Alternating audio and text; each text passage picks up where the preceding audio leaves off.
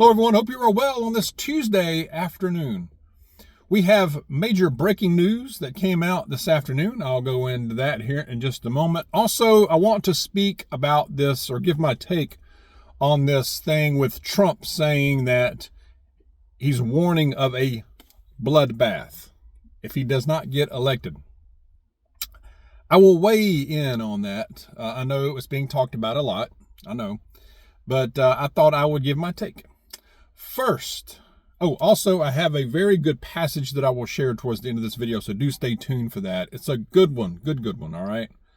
All right. First, big news. I saw this a while ago, well, a couple, 2-3 hours ago. United States Supreme Court has ruled against Biden and sided with Texas on this, allowing Texas to arrest and detain and deport people who have come across the border illegally. So if they are suspected of entering the country through Texas illegally, the police or Texas police can arrest, detain, and deport these folks. And that's big. It said that 7 out of 9 of the Supreme Court justices sided with Texas. This is pretty big. I mean, this is could be, if used, would be a very good tool to combat this invasion. And that's what it is. It is an invasion, folks. Make no mistake. We will see how that goes. Now, Texas is just one of the states now, a border state. You got Arizona, California, so is it too little, too late? It's very possible. It's very possible. But we'll see. But that's a good sign. It's, it does help to restore some faith that I have in the Supreme Court. It's case by case with those dudes. Also, a comment from my last video from yesterday struck with me. It was a good comment made today sometime. Said that, think about this, that the United States, we know, has been flying thousands of illegal migrants into the country, into the United States, but they can't fly 1,000 Americans out of Haiti. Why is that? I mean, think about that. We have the capability. We do. But they're not. And that's a sad state of affairs if you think about it. I mean, it really is. What the heck? Share your thoughts on that one. Okay, the Trump bloodbath. Okay, the media, of course, is taking off on this and riding it, Trump made a speech, I guess it was a few days ago. I don't remember exactly, but it was at a rally in Ohio. And he said that if he is not elected, there will be a bloodbath. Now, it sounds like, and I listened to this clip, but it sounds like he's referring to, or meant to be referring to, the auto industry, that if he's not elected, the auto industry will suffer as a result, because he was talking about how China is building these huge automobile manufacturing plants in Mexico, and they want to, of course, flood the United States with their product. And he is saying that if he is elected and they do this, he will put 100% tariff on those vehicles. And then said, if I'm not elected, the auto industry and will suffer a bloodbath. And then he did say something to the effect of, the bloodbath will be for the whole, if I'm not elected for the whole country too. So it's kind of, I think he could have used a little better choice of words, but we know this guy, Mr. Trump, President Trump, he's a smart dude now. He knew that using that word would elicit emotion. and he knew it would get a big reaction. So this was on purpose.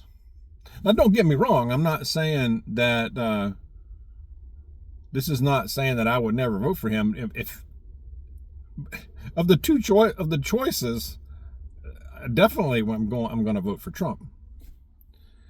I wish we had more choices. I wish we had more to choose from,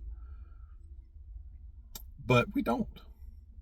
Now we got the third guy, Kennedy, RFK, and I've listened to him. I haven't done a deep dive on that guy, but he does make some sense. I mean, he makes a lot of sense. Now I know there's some things that are not so great. I know, I get it, and I'm sure y'all are going to list them in the comments.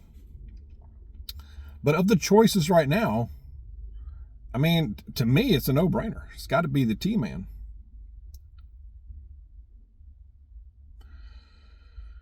There's no perfect candidate.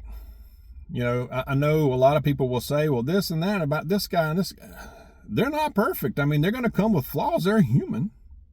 We have to pick the best choice available. That's the way I look at it. I vote for the best choice available. All right. That's me. But as for what he said, I think also he does. I believe he does truly believe that if he is not elected, we are in for a lot worse than even the last 4 years, 3-4 years. That the country will suffer way more than even what we've endured so far. And I believe that as well. If he is not elected, if Trump is not elected, I just don't know. I can't imagine. I think it will look unrecognizable, and I don't know how we get through another 4 years of this. I guess we would, but I believe that at the very least, I believe the middle class would disappear. It would get disappeared. And what I mean by that is the middle class, majority of the middle class, including me, including a lot of us, would slip out of that into, I don't know what you would call it, the working poor. I guess we might already be there at this point. Serfs, part of a modern feudal system. How would we do 4 more years of that? If he is elected, if Trump is elected, I believe there will be, I believe we'll see, at the very least, massive demonstrations. I believe we will see something on a scale way more magnified even than you saw in the summer of 2020. Definitely. But again, if he doesn't get in there, and we have the same administration in there as we do now, I believe there could be a reaction as well. You might even see some states try to secede from the union, maybe.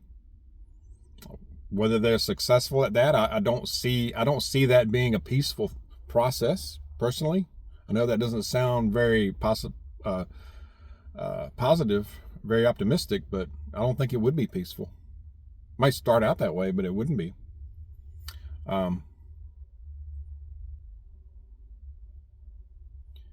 The middle class would definitely disappear. It'd probably be good for the richest 1%, sure. For the rest of us, I think we would have to go gray. I think that's what we do. We either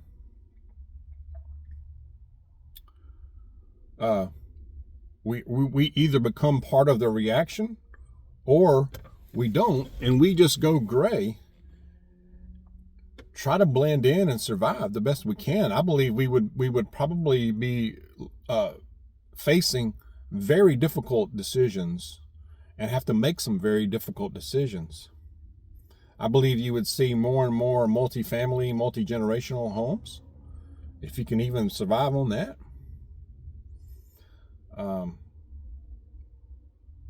I believe many of us would have to make some decisions that we would probably be living a lifestyle that we didn't think we would ever see in this lifetime.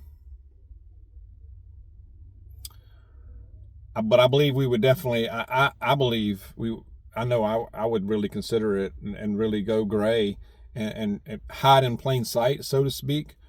Keep a low profile, keep it moving, survive. It's about survival. It would be circling the wagons, continue preps, of course, and probably have to utilize them on multiple levels and do some things that we're uncomfortable and that are going to be uncomfortable. We may have to do some of that, no matter, regardless of who's president. We're going to be faced with that because there's been so much damage done that it's going to be difficult. It really is, y'all. But have faith. All right. Which brings me to passage verse. Here we go. All right. It is staying in the book of Matthew for the moment.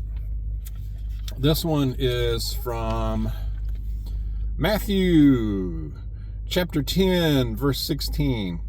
I'm going to go for a few verses here. Jesus is speaking to his disciples. Look, I am sending you out like sheep among wolves. Therefore, be as shrewd as serpents and as innocent as doves. Beware of them, because they will hand you over to local courts and flog you in their synagogues. You will even be brought before governors and kings because of me, to bear witness to them and to the Gentiles. But when they hand you over, don't worry about how or what you are to speak, for you will be given what to say at that hour. Because it isn't you speaking, but the Spirit of your Father is speaking through you. Amen. Brother will betray you. Brother will betray brother to death, and a father his child. Children will rise up against parents and have them put to death. You will be hated by everyone because of my name. But the one who endures to the end will be saved. Amen. Focusing in on that, I think it's 19. But when they hand you over, don't worry about how or what you are to speak, for you will be given what to say at that hour, because it isn't you speaking, it is the Spirit of the Father. Amen. I hope that's helpful, because we may be facing some things like that, y'all. We might, and at that time, keeping the faith and enduring, you will know what to say, because the Spirit's going to put it on your tongue, and it will come out, I promise you. And we will endure to the end, and he will be with us. Bank on it. Share your thoughts. Let's be careful out there. Be safe. God bless you, and I will see you soon.